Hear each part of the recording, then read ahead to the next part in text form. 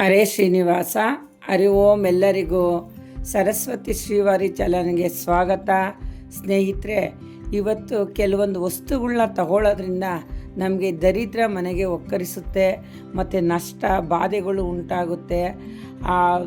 ಯಾವ್ಯಾವ ಒಂದು ದಾನ ನಾವು ಪಡೆಯೋದ್ರಿಂದ ನಷ್ಟ ಆಗುತ್ತೆ ಮತ್ತು ದರಿದ್ರ ಲಕ್ಷ್ಮಿ ಮನೆಗೆ ಬಂದು ನೆಲೆಸ್ಬಿಡ್ತಾಳೆ ಅನ್ನೋದ್ರ ಬಗ್ಗೆ ನಾವು ಇವತ್ತೊಂದು ಮಾಹಿತಿ ತಗೊಳ್ಳೋಣ.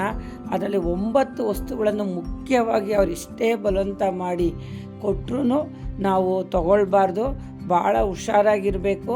ಅವು ದೇವರಿಗೆ ಸಂಬಂಧಪಟ್ಟಿರೋ ವಸ್ತುಗಳಾದ್ರೂ ನಾವು ತಗೋಬಾರ್ದು. ಭಾಳ ನಾವೊಂದು ಜಾಗೃತಿಯಿಂದ ಇರಬೇಕು. ಅವರ ಒಂದು ದೋಷ ನಿವಾರಣೆಗೋಸ್ಕರ ಈ ಒಂದು ದಾನ ಧರ್ಮನ ಅವ್ರು ಮಾಡ್ತಾರೆ.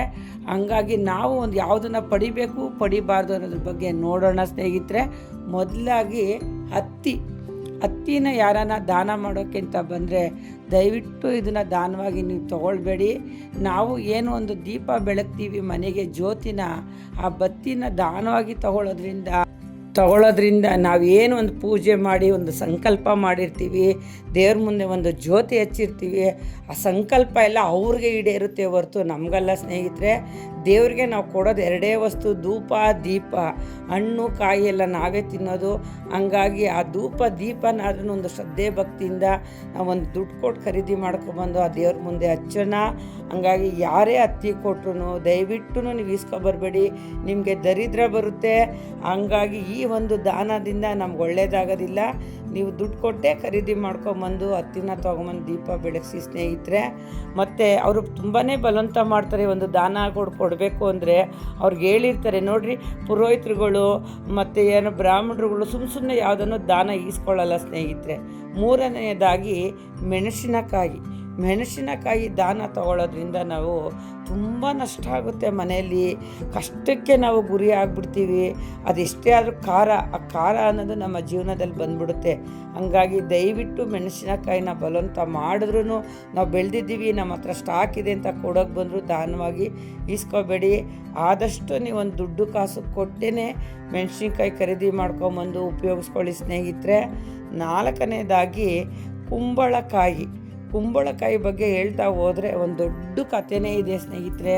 ಅದು ನಮ್ಮ ಹಿಂದೂ ಧರ್ಮದಲ್ಲಿ ಮತ್ತು ಒಂದು ಭಗವದ್ಗೀತೆಯಲ್ಲಿ ಪುರಾಣದಲ್ಲಿ ಭಾಳ ಒಂದು ಸ್ಥಾನಮಾನ ಇದೆ. ಈ ಕುಂಬಳಕಾಯಿನ ನಾವೊಂದು ಭಗವಂತನಿಗೆ ಹೋಲಿಸ್ತೀವಿ.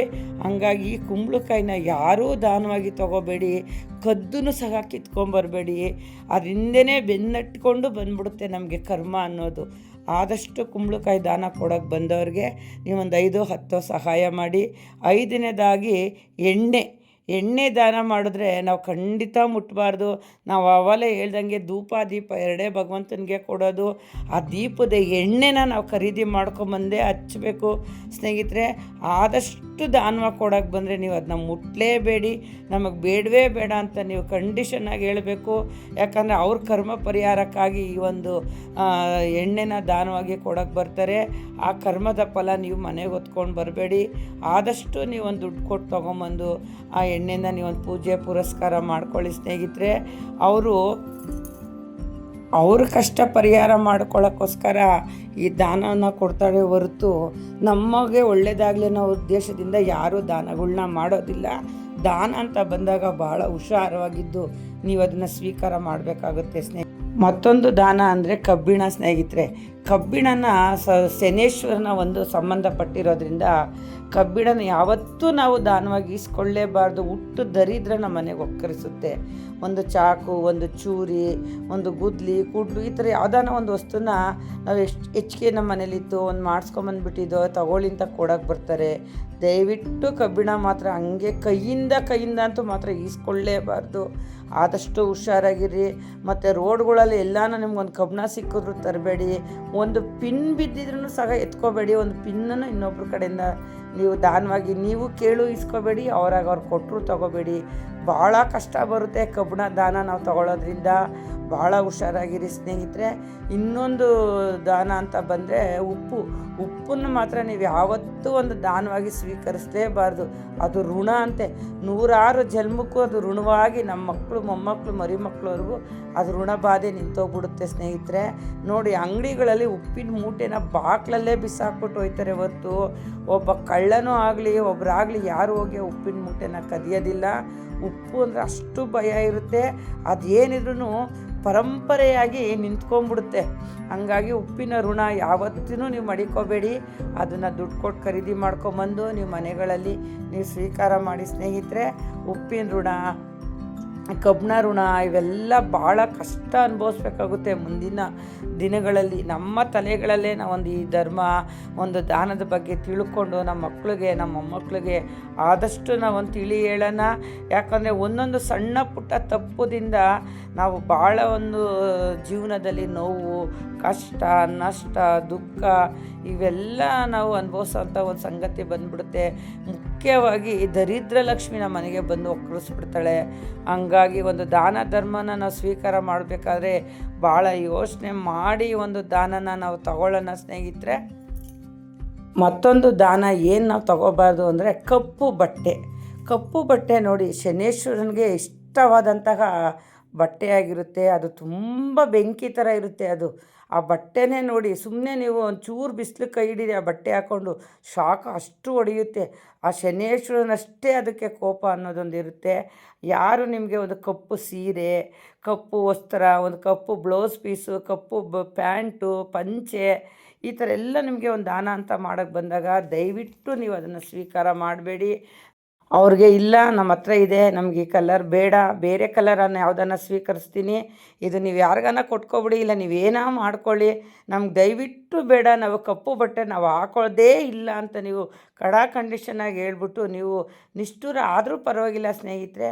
ಕಪ್ಪು ಬಣ್ಣದ ಬಟ್ಟೆ ಆಗಲಿ, ವಸ್ತ್ರ ಆಗಲಿ, ಒಂದು ಡ್ರೆಸ್ ಆಗಲಿ, ಪ್ಯಾಂಟ್ ಆಗಲಿ, ಪಂಚೆ ಆಗಲಿ ಯಾವುದನ್ನೂ ನೀವು ಸ್ವೀಕರಿಸಬೇಡಿ. ನಿಮಗೆ ಭಾಳ ನಷ್ಟ ಆಗುತ್ತೆ. ಯಾಕಂದರೆ ಅವರ ಒಂದು ಕಷ್ಟ ಪರಿಹಾರಕ್ಕಾಗಿ ಈ ಒಂದು ಬಟ್ಟೆನ ಒಂದು ದಾನ ಮಾಡೋಕ್ಕೆ ಹೇಳಿರ್ತಾರೆ. ಆ ದಾನನ ನೀವು ಯಾರಿಗಾನ ಕೊಟ್ಕೊಬಿಡಿ ಅಂತ ಹೇಳ್ಬಿಟ್ಟು ನಿಷ್ಠುರ ಆಗ್ದಂಗೆ ಕೈ ತೊಳ್ಕೊಂಬಿಡಿ ಸ್ನೇಹಿತರೆ. ನೋಡಿ, ಈ ಕಪ್ಪು ಬಟ್ಟೆ ಎಲ್ಲ ಒಂದು ಮಾಲೆ ಹಾಕ್ದಾಗ ಒಂದು ಅಯ್ಯಪ್ಪ ಸ್ವಾಮಿಗೆ ಹೋಗುವಾಗ ಹಾಕ್ತಾರೆ, ಒಂದು ದೇವ್ರ ಹೆಸರಲ್ಲಿ ಹಾಕೋತಾರೆ, ಒಂದು ಭಜನೆ ಮತ್ತು ಒಂದು ಶಕ್ತಿ ಇರುತ್ತೆ, ಪೂಜೆ ಪುರಸ್ಕಾರ ತಣ್ಣೀರು ಸ್ನಾನನೇ ಮಾಡ್ಕೊಂಬರ್ತಾರೆ.